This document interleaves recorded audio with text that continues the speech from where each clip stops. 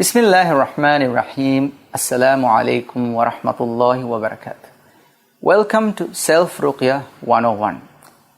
Dear brothers and sisters, this is the final program. Today we will talk about different Ruqyah expectations. What if this happens and what if that happens during the Ruqyah process? To give you answers for these kind of questions and doubts you might have, we have with us in the studio again Sheikh Muhammad Tim Humble. Sheikh, welcome to the program once again. So, when we do Ruqyah, sometimes, we want the result to be as quick as possible. So what if, I did Ruqyah for 1 week and nothing happened? So what should I do next? Yeah, so this is one of the big misconceptions people have and the big concerns people have. So I've seen cases where a person will get better straight away. I've seen cases where a person might take a week or two. I've seen cases where people might take a month or two. And I've seen cases where people might take a year or two. And cases where people still are reading upon themselves and are not better. Because the matter is in the hands of Allah subhanahu wa ta'ala. And let me give you an example just to illustrate what I mean by that. The Prophet sallallahu alaihi wasallam, for 23 years, the better part of 23 years, he fought against his enemies. He had battles with them. He won some and some they didn't win. This, when Allah Azza wa Jalla says, وَتِلْكَ الْأَيَّامُ نُدَاوِلُهَا بَيْنَ النَّاسِ, these days we vary the results among the people. It shows you that it's not we should not expect against our enemy an instant victory in every situation. What the most important thing to do is to go back and ask myself, am I doing this the right way? Because there are always things you can improve. Always things that you can improve.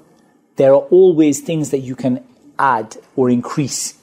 For example, a person is reading for 45 minutes a day. Okay, let's read for an hour and a half a day, for example. There are things that a person can improve, like praying at night, making dua to Allah when the dua is accepted, and so on. So there's a lot of options, but a person goes back to the knowledge and says, okay, is there something that I need to do? And they make dua to Allah that, oh Allah, show me what I need to do and, guide me to what is good for me.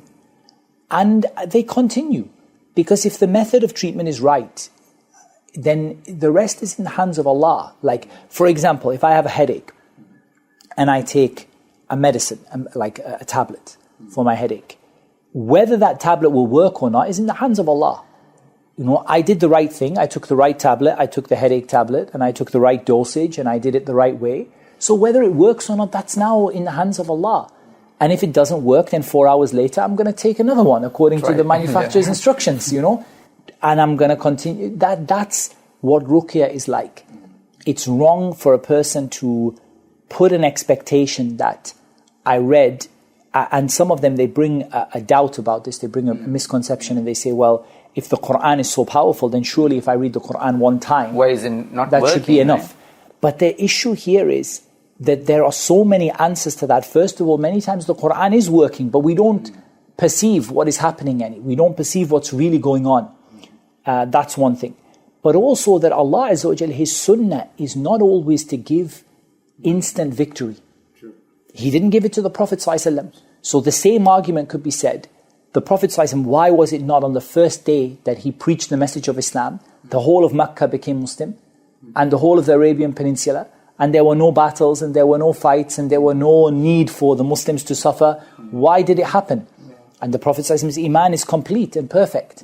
So the reality of this is that this is the Sunnah of Allah, Sunnatullah. The way that Allah deals with His creation is not that everything you get is instant. That's why we know dua is correct. But you raise your hands up in dua and you ask Allah, oh Allah give me, oh Allah provide for me. And you don't get gold and silver bars fall from the sky. The Sunnah of Allah Azza wa Jal is that things are, there's a certain process to things. And you follow that process as a test to see who will pass the test. لِيَعْلَمَ اللَّهُ الَّذِينَ آمَنُوا مِنْكُمْ. So Allah will see and examine and test you which of you really believe. وَيَتَّخِذَ مِنْكُمْ شُهَدَاءَ. And Allah will take from among you martyrs. So there are some people who will ultimately suffer that affliction their whole life. But Allah might give them the highest place in paradise because of that. Like the hadith of the lady, she was afflicted with epilepsy in the time of the Prophet ﷺ. And she came to the Prophet ﷺ and she said that, make dua for Allah to cure me. And he said, if you wish, I will make dua for Allah to cure you, or you can have Jannah. And if you wish, you will have Jannah. She said, I would rather have Jannah, but make dua to Allah that when I have a fit, I don't become uncovered. My aura doesn't show. So he made dua for this and she did not. The point is that her affliction continued her whole life. And because of that affliction, she was from the people of Jannah. So a person shouldn't have that bad thought of Allah. If the process is right, carry on. But at the same time, that doesn't mean that a person shouldn't revisit the knowledge they have and ask, what should I be do? What can I improve on, and what can I do better? And the last point I would make on this is, not every recitation of the Quran is the same. A person recites the Quran with thought and feeling, and their heart is attached. And a person recites the Quran, So the more you learn about Islam, the more you study, the more you improve. This is going to do nothing but help you. And a person should take heed and take a lesson from the story of Ayyub. Ayyub, when he became extremely sick, and we know that the shaitan was given permission to test Ayyub, by the loss of his family, the loss of his wealth, the loss of his health, because Ayyub was extremely grateful. And the shaitan said to Allah subhanahu wa ta'ala effectively that he's only grateful because, you give him everything. And if you didn't give him, he will not be grateful. And then when Allah Azza wa Jal gave the permission for Ayyub to be afflicted, Ayyub continued to be extremely grateful to Allah. And he remained in that state, and he said, how can I say something, or how can I plead with Allah or ask Allah when Allah gave me all of these years of happiness and health? Until those years of sickness are nothing in comparison to it. So a person it doesn't mean a person shouldn't seek a cure, but a person shouldn't feel worried if things take time. Make sure you're doing the process right and start again. Sheikh, what if, when I'm doing Ruqyah on a person, what if that person, suddenly starts to behave aggressively? Yeah, so it happens sometimes. It doesn't happen very much when you're reading on yourself. This is a very, subhanAllah, it's a beautiful thing that when you read on yourself, it's very rarely the case that the person completely loses control. At most, they sleep and wake up. But it's not usually the case that they lose control with themselves for most people who read on themselves. And this is from the mercy of Allah Azza wa Jal, because that could be a bit more difficult to deal with. But generally, if a person starts to become aggressive, that you're reading on a family member, the first thing is don't stop reading. Because this is just going to teach the shaitan that every time the shaitan does something, you're going to listen. Yeah. So don't stop reading. But your primary concern should be the safety of the patient, not the safety of yourself. Because first of all, you're the healthy one who's reading on them. They're the sick one. So, and also, generally speaking in Ruqyah, the greatest danger is actually the patient hurting themselves more than them hurting you. And if I look at all the times I had a patient that became aggressive, very rarely did the patient attack me. Very handful of times, very rarely. Most of the time, the patient hurts themselves. So for example, where you're going to do Ruqyah, like where we're sitting right now is good. A nice, comfortable sofa. If the person has a fainting episode or anything, they're not going to hurt themselves too much.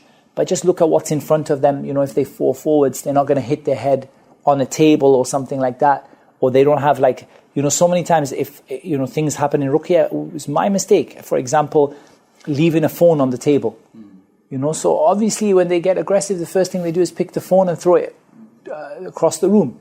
So, you end up with a broken phone. So the thing is just make sure that the place is comfortable and everything.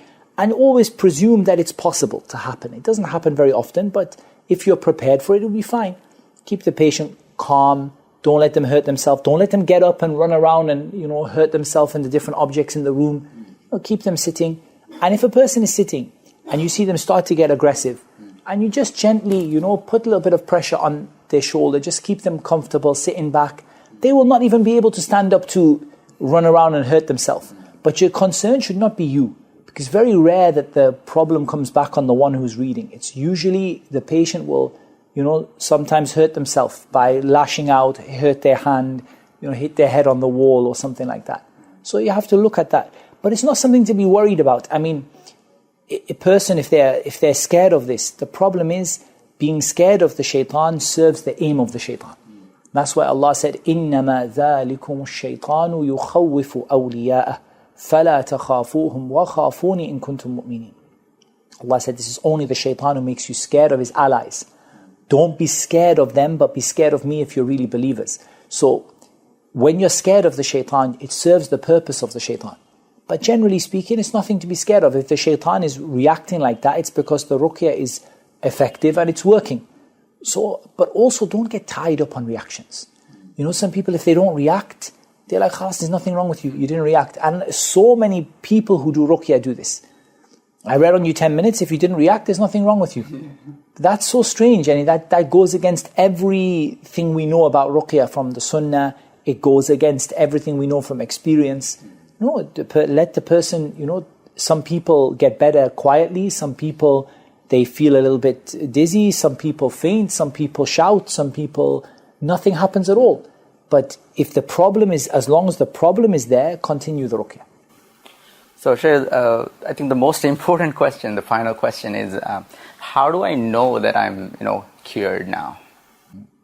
So, I think the biggest problem we have in ruqyah in this regard is that people tend to get better but not cured, and they stop. So, because ruqyah is very effective by the permission of Allah, they start getting better. And because they were really unwell, they feel really better, a lot better. But if you look at the symptoms that caused them to seek ruqyah in the first place, you see that those symptoms haven't truly gone away completely. They've just lessened. And this is a dangerous situation because the person stays at this 90% better, 80% better level, and they never ever get to the stage where they completely drive the problem away, and so they relapse. 2-3 years later, they have a relapse. So I think it's very, very important. I don't think that we should talk too much about signs. I think when the jinn, if it is a jinn problem and the jinn leave, it's fairly obvious, that they leave. But it's also, there are a lot of other issues happen, like they come back again, or the person had more than one that was troubling them, so then the next one takes over. So it's, just waiting for that big reaction. Sometimes it doesn't happen, and sometimes it happens and it's not the end of it. But look at the symptoms. What were the reason why the person sought to do ruqyah? And then, okay, what do we now need to do to see that these symptoms are gone completely? And when they're gone completely, inshallah, that's when you stop. But I would say it's not the case that you do ruqyah you continue ruqyah as a precaution, but more that you start looking at protecting yourself. Because as I mentioned in an earlier episode, protecting yourself is a different topic entirely. And it deals with, your belief in Allah, your following of the sunnah, your prayers, your taqwa, your dua, your adhkar. If this is not there, the danger is that a person gets better but remains vulnerable, and they get more problems happen to them later on. So it's just a matter of patience. And I think if I was going to leave you with one tip or one thing that I think is really important, it is patience and consistency. Because so many people, they read in a large amount for a week, or 2 days, or 3 days, or whatever. But I would rather you read an amount you can manage and be consistent in it. And even if you have, maybe on the weekend you could read more because you have more time, but you stay to a consistent level that you don't leave. That is more important than reading a large amount one time and then draining yourself and you become too tired. You say, I can't read. So even if you feel you are better, you still continue doing your azkar and... you transition away from Ruqyah over time, because, in the first time you don't know you're better, so it becomes that grey area we spoke about where you're not sure, am I better or not? So you continue the Ruqyah in that situation for a time, and then you transition away from Ruqyah towards the means of protection. So a means of protection, having the right belief in Allah, the right knowledge about Islam, following the sunnah of the Prophet ﷺ, the salah, the prayer, 5 times prayer, taqwa, fearing Allah and obeying Allah and leaving off sins, and your adhkar, morning, evening, when you leave the house, before you go in the bathroom, and all those different times where we do those, and generally asking Allah to keep you safe. And this will be your transition over time until this will become your, the primary thing, because you're interested in protecting yourself and sort of putting a barrier that will shield you by Allah's permission. Thank you so much, Sheikh. It's been wonderful. You're welcome. Anytime. It's been nice. We would also like to thank you for this opportunity again. This is your 3rd trip to the Maldives. It is. Inshallah, it won't be the last one. It was very nice. Wallah. How is everything? It's very, very nice. Wallah, it's a very beautiful place to be. And to be honest, it's a beautiful place to be, but it's made more beautiful by having amazing people around you. And that's the difference, subhanAllah. So I'm really enjoying it. I've always really enjoyed it. And inshallah ta'ala, we'll be continuing the regular visits, inshallah, and the regular programs with you guys. Inshallah. We look forward, inshallah. Barakallah. So, dear brothers and sisters, we've come to the end of our program. We have discussed issues like, what is Ruqyah for? The kind of things I need to do before I start doing Ruqyah. And we have given you a lot of information about how to do Ruqyah, the Ruqyah process itself. And we learn in today's episode the kind of expectations people have about Ruqyah. How much time does it take to work, and what should I do if this thing happens? Should I continue reading or should I stop? So we hope the information has been very helpful and useful for you. Inshallah, we'll see you again with a lot of more programs on Jamiyyath Salaf's Facebook page and YouTube channel. Don't forget to subscribe to our YouTube channel, and please like our Facebook page and follow us on Twitter as well. With this, we end the program here. Wish you a very blissful Ramadan and Eid al-Mubarak as well. Thank you very much. Assalamu alaikum wa rahmatullahi wa barakatuh.